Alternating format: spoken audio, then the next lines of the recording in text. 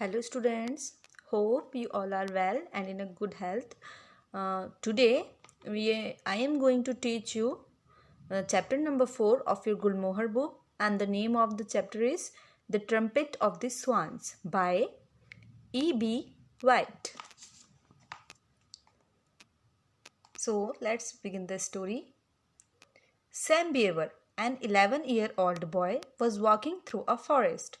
Sam Beaver जो एक 11 वर्षीय लड़का है जंगल से गुजर रहा था.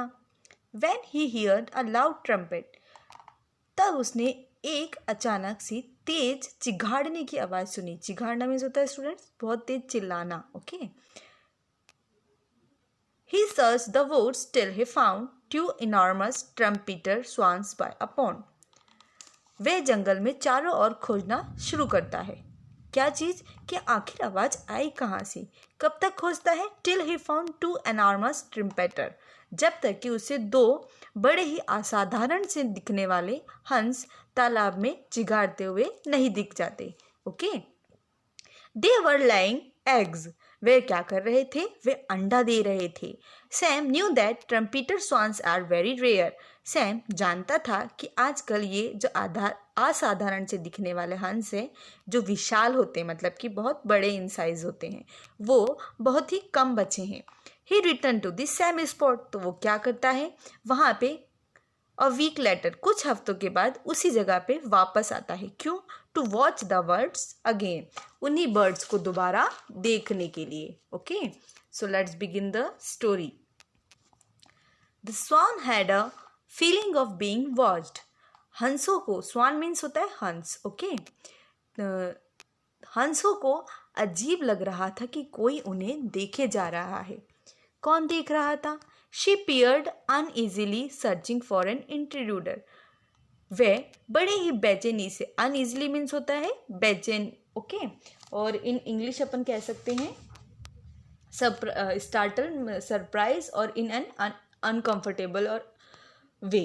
ओके. या अनकंफर्टेबल मैनर. वे बड़े ही बेचैनी से किसको देख रहे थे. घुसपैठिए को. इंट्रोड्यूसर मीन्स होता है घुसपैठिया. ओके. तो वो बड़े ही हंस घुसपैठिए को ताका झाकी करके खोज रहे थे कि आखिर कुछ तो गड़बड़े, कोई हमें कंटिन्यूसली देखे जा रहा है. What she finally saw surprised her. जो उन दोनों हंसों ने देखा वह आश्चर्यजनक था. कैसे. There is a boy on that log. The swan whispered to the cob. Swan means हंस होता है, और इसी तरह जो फीमेल हंस होता है उसे हम स्वान कहते हैं. That means pen. ये हंस में होता है, जो फीमेल होती है उसे पेन कहते हैं, और जो मेल हंस होता है यानी कि जो मेल स्वान होता है उसे हम कॉब कहते हैं. ओके. तो जो हंस था या जो स्वान था उसने कॉब से कहा, फुसफुसाकर लकड़ी के गट्टे पर एक लड़का बैठा है. The cob was furious. जो दूसरा हंस था यानी कि जो मेल हंस था वे आग बबूला हो गया, मतलब कि उसे बहुत गुस्सा आया ये सुन के.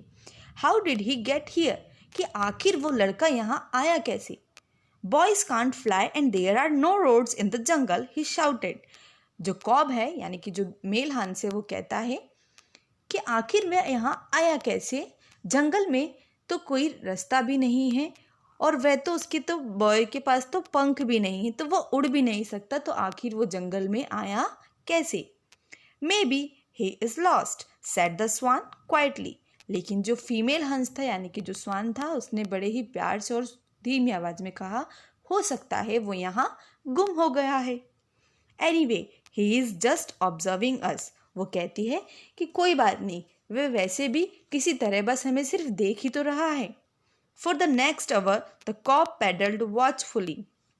अगले कुछ घंटों के लिए जो हंस था यानी कि जो कॉब था सतर्कतापूर्वक पानी में तैरने लगा. मतलब कि वो ध्यान रख रहा था कि कहीं वो लड़का उन्हें हार्म ना पहुंचाए या नुकसान ना पहुंचाए. Okay. Sam sat on the log spellbound. Here is the new word students, spellbound. Spellbound means होता है filled with wonder by the beauty of something. Field with wonder मतलब कि बहुत अत्यधिक खुश होना या किसी चीज़ को लेकर के एक्साइटेड होना, उसको हम बोलते हैं spell bound. Okay. Sam set on the log spell bound. Sam भी लकड़ी के गट्टे पर बैठकर मंत्रमुग्ध हो गया. Okay.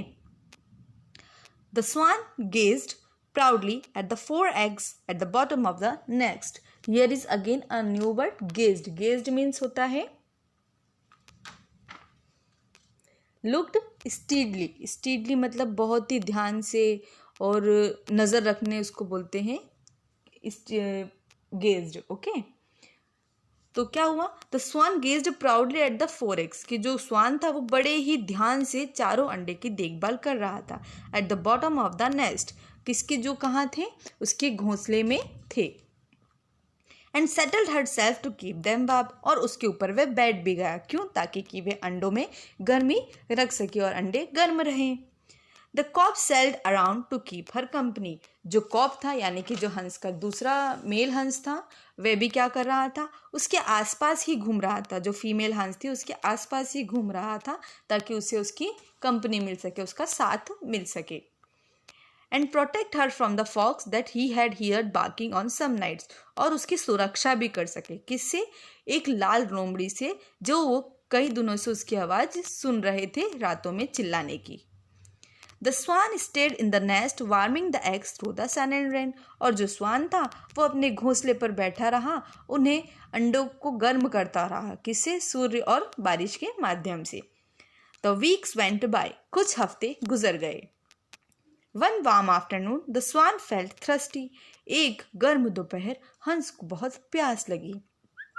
Pushing some loose feathers around the eggs to keep them warm, उसके पास जो कुछ बिखरे हुए पंख पड़े थे उन्हें वे आसपास से इकट्ठा कर अंडों को गर्म रखने के लिए उस पर ढक देता है. Okay, she entered the water to take several quick sips, और पानी में प्रवेश करता है ताकि कि कुछ 2-4 घूंट वो पानी के जल्दी जल्दी पी ले और अपनी प्यास बुझा सके. She waddled out onto a grassy bank and preened her feathers. Here are 2 new words, that is waddled and preened. Waddled means होता है walked with short steps while swaying from side to side, धीरे धीरे एक एक कदम लेना. and preening means होता है to clean her feathers with her beak, अपने पंखों को और परों को साफ करना. तो वे वेडल्ड मीन्स होता है धीरे धीरे कदम रखना, यानी कि डगमगाते हुए जो चलते हैं उसे हम कहते हैं वेडल्ड.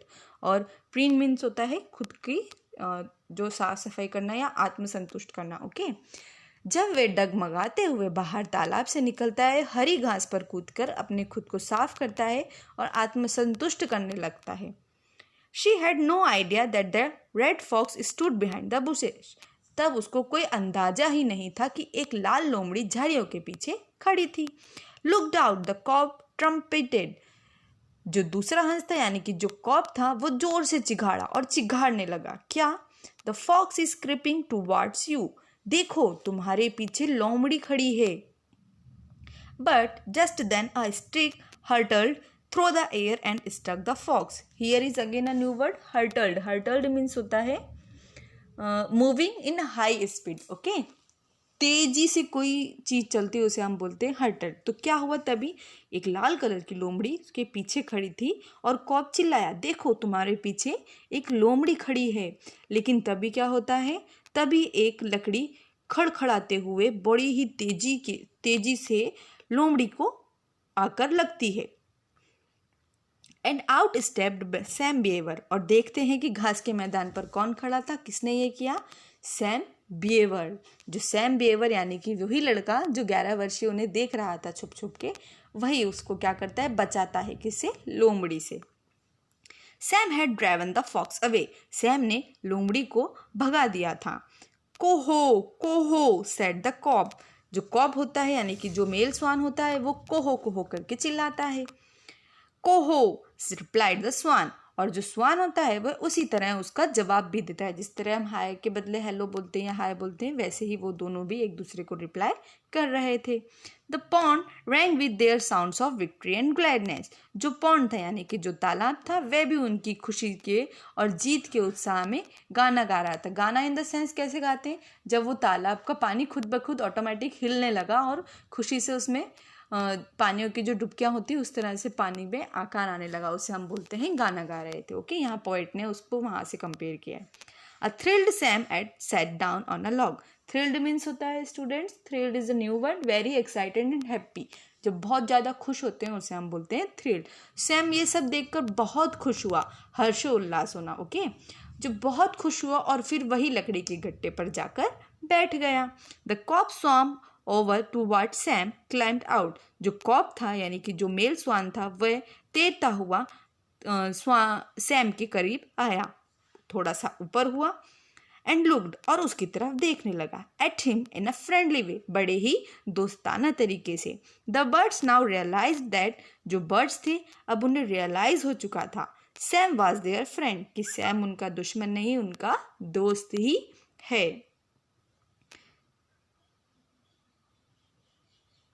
So here is the end of the story, students. And in this story, what is the end of the story? How Sam saved the birds and earned their trust at last. कि किस तरह Sam ने birds को बचाया और उनका विश्वास हासिल किया। पहले उसे वो क्या समझ रहे थे कि कोई होगा या हम पे कुछ हार्म पहुँचाने या हमको आया, लेकिन बाद में उन्हें पता चला कि वो ऐसा कुछ नहीं है, वो उनका रक्षा करता है और उन्हें आखिरी में फॉक्स से बचा लेता है। So what is the moral of the story? We also have to gain the trust of our loved ones and each and every person of our life. Okay. Thank you, students. Thanks for watching.